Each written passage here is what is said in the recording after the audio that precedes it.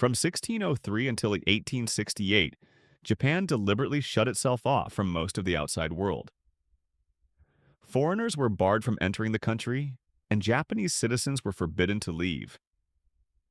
This long period of isolation became known as Sakoku, and it defined the Edo or Tokugawa period of Japanese history. While Europe and its colonies were rocked by revolutions and political upheaval, Japan followed a very different path, remaining largely insulated from foreign influence under the rule of the Tokugawa shogunate.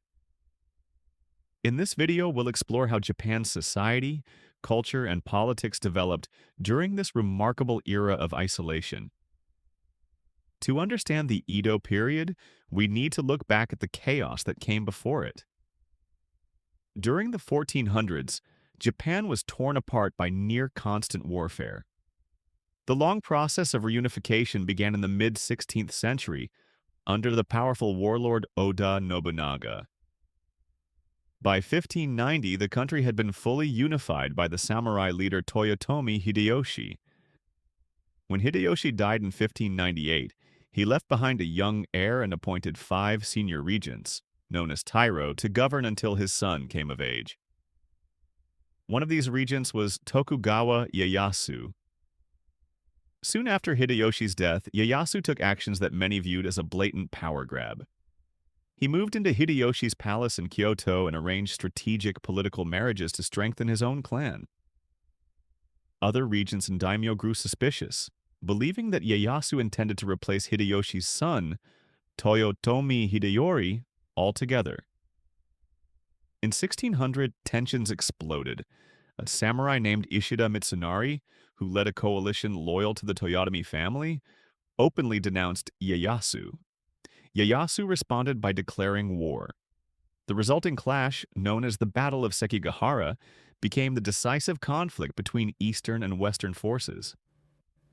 Ieyasu emerged victorious, while Mitsunari was captured and executed in Kyoto. After the battle, Ieyasu redistributed land from his defeated enemies to his allies, dramatically increasing his power.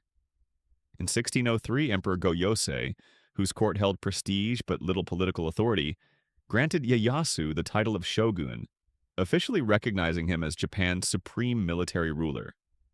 Edo, modern-day Tokyo, became the administrative center of the Tokugawa government. 2 years later, Ieyasu formally retired and passed the title to his son, though he continued to exert immense influence behind the scenes. At first, Ieyasu welcomed trade with European powers such as Portugal, Spain, Holland, and England. These relationships brought firearms, commercial profits, and valuable information. However, by 1612, Ieyasu's attitude shifted dramatically. He came to view European influence, especially Christian missionaries, as a threat to Japan's political stability. Convinced that Christianity had contributed to unrest and civil war, Ieyasu began restricting missionary activity and limiting foreign trade. These policies were taken even further by his grandson, Tokugawa Iemitsu. During the 1630s, Iemitsu enforced a series of strict measures that fully implemented Sakoku. Christianity was effectively outlawed, Japanese overseas travel was banned, and returning from abroad often meant execution. Only a small number of Chinese and Dutch merchants were allowed to trade, and even then, only through the artificial island of Dejima in Nagasaki Bay. Iemitsu also tightened internal control. Daimyo were required to maintain residences in Edo and spend part of each year there, while their families were forced to live in the capital permanently.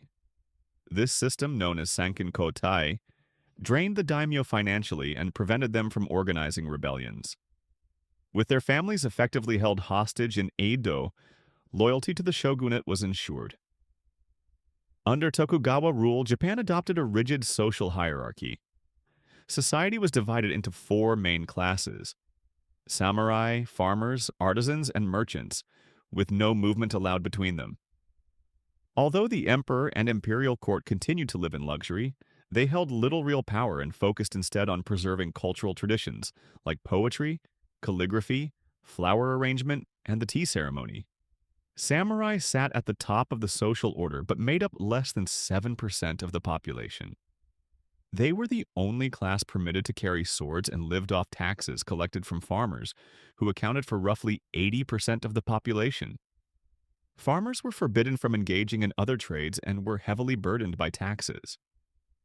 Below them were artisans and merchants, followed by the burakumin, or outcasts, whose occupations were associated with death, such as butchering or leatherworking. Family life was equally hierarchical. Households were expected to obey the male head of the family, and women held limited social status. The Tokugawa